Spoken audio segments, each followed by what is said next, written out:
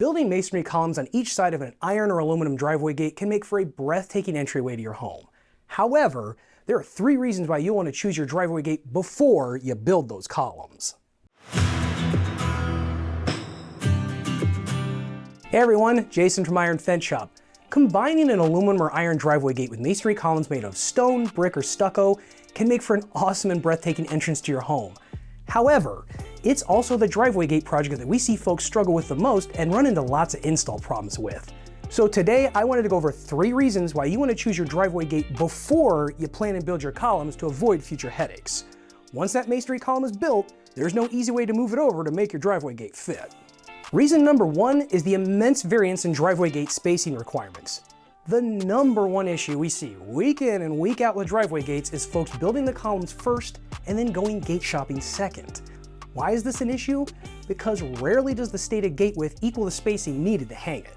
Building 2 columns 16 feet apart and expecting a 16-foot gate to fit is a recipe for disaster when it's time to get your gate. Stated sizes usually don't include hinge and latch spacing needs or metal posts.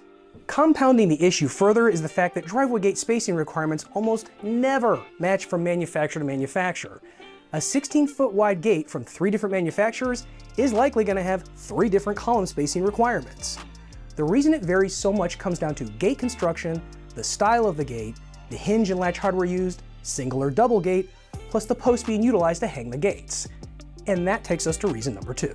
Reason number 2 to choose your gate before building masonry columns is deciding whether to mount the driveway gate on metal posts or to the columns directly. Much like reason number 1, this is going to be a major factor in the final spacing requirements between your columns. A 16-foot gate mounting directly to columns may require 16 foot 8 inches of spacing between. That same 16-foot gate mounted on metal posts may need almost 18 feet to fit between the masonry columns. Now you may be thinking, why would I use metal posts if I'm building columns? Isn't that what the columns are for? Well, it depends. While it is possible to attach your gates directly to the columns, you need to make sure the column is engineered to take the weight and leverage force of the gate. Many columns are simply decorative and not constructed to safely hold a gate. We will always recommend using the metal gate posts if you can. The metal posts are stronger and work better with standard gate hardware available on the market. Metal gate posts also make for a much more DIY-friendly installation. We can provide all the hardware you need to install your gate against metal posts. If you want to install the gate directly to the columns, there is no connect the column gate hardware kit on the market. This is because column construction varies so much. You will need to engineer your gate connections to the columns on your own versus having instructions from us. Now, does that mean you can't connect your iron or aluminum gate directly to your columns? Not necessarily, but if you elect to mount the gates directly to the column, you'll need to work closely with a mason that can help advise on the best column construction and hinge attachment method to support your gate's specific weight and leverage force. Final reason number 3 to choose your driveway gate before building your columns is taking underground considerations into account. Underground considerations revolve around pre-planning for several below-ground things that could impact your gate post and column placement. The first underground consideration is buried utilities such as gas, water, and drainage lines. Before you get too deep into the gate or column planning process, make a phone call to 811 or visit call811.com to have your utilities marked. This is a free service offered around the US where you can have someone come mark your lines before you dig. Keep in mind that 811 can only mark public utilities. Make sure you don't have any drainage gutters, landscape lighting, or invisible dog fence wires hiding underground near the driveway that could be impacted as well by your underground column or metal post foundations. I just had a customer last month buy a 12-foot wide driveway gate to go between some brick columns that were built 14.5 feet apart. We discussed the spacing in advance between their columns and everything should just barely fit. However, when they went to install the metal gate posts, they hit some sort of underground line. Luckily, someone advised them to stop and call 811 to get it marked and see what it was. Sure enough, it was the city water line to their house running 12 inches away from the edge of the driveway. They lucked out and didn't rupture the line while digging. However, the placement of that water line meant they couldn't install their metal gate post there, and now the 12-foot gate wouldn't fit between their columns, and they're scrambling for a solution. Another underground consideration is the interaction between the concrete foundations of your metal posts and columns. If you're mounting your gate directly to the column, then this won't be an issue.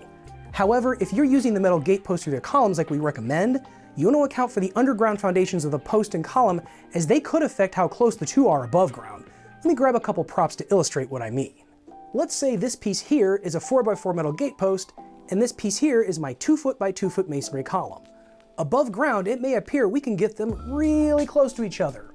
However, both pieces are going to have a foundation of concrete underground wider than what you see above ground if they're installed at different times. Here my 4x4 post needs a 12-inch diameter post hole sticking out 4 inches on all sides. My 2-foot square column has a foundation that sticks out 4 inches past the inner edge underground. If our column foundation is already poured and I go to dig and concrete my metal gate post in, then we're going to have a problem if you didn't pre-plan for it. You may have planned for your metal post concrete foundation to sit 4 inches from the edge of the column since it would look good. That may work above ground, however, with 2 separate foundations underground, we now have the 2 4-inch foundations interfering with each other. So the 4-inch of underground foundation sticking out past the masonry column, plus the 4-inch of metal post concrete foundation sticking out 4 inches on each side, now creates a larger 8-inch gap above ground. Not only is that above ground gap between the two a wider 8 inches instead of 4-inch opening, but pushing the metal post in an additional 4 inches on each side means your gate is likely no longer going to fit between your columns. To avoid this, plan in advance both above and below ground. When using metal posts with columns, we recommend to dig and concrete both the metal gate post and column foundation at the same time for one shared foundation that allows them to be closer to each other. So there's 3 reasons why we recommend always choosing your driveway gate before you build any masonry columns to avoid installation headaches. Be sure to check us out here at ironfenceshop.com. Want some more information on how to plan your post spacing with our iron and aluminum driveway gates? Check out this video we did. If you have any other questions, you can shoot us an email at sales@ironfenceshop.com or give us a call at 800-261-2729. We look forward to hearing from you.